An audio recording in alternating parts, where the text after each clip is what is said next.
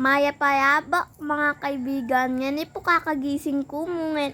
Tapos po yan mamangan ko spaghetti. Hinanda na pong mako. Aliwa ko po susulod kasi kakagising ko pa po. Bantay po mamaong higaan. Ayan po mag-play ko pa king gamat ko. Wala mo po stick man makanta. Kagising ko po pala. Aririnig ko po itang danom. Ito po pala lilinisan ng tata ko in aircon.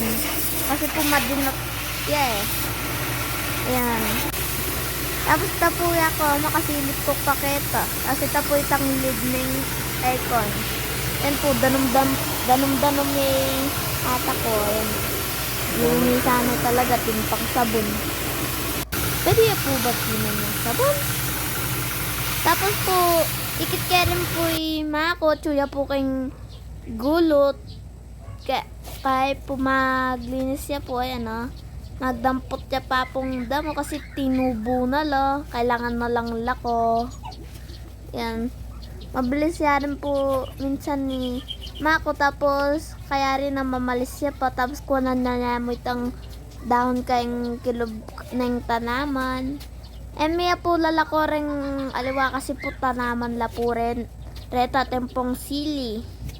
Tsaka po aliwa pa. O kaya sili la mo pong balo ko tanam ng mako. Gawa na mo po yan Tapos kaya bek ko. Malambat na rin po. Mabilis siya po mako. Niyabe na rin po rin. Dahon na at tsuketa. Banta mabilis na mo. So sinopan ko namin po palay mako. Mamalis ko. Tapos kahit po ugseke sa lesson kay papo panta metong namong kwa. Tapos po pala nagkain na akong hand glove panta munting burak keng kakong daliri. Madinat ka pa naman po mo. Yan po. Ayan. Lakotala po. Dampot. Nung kadinat.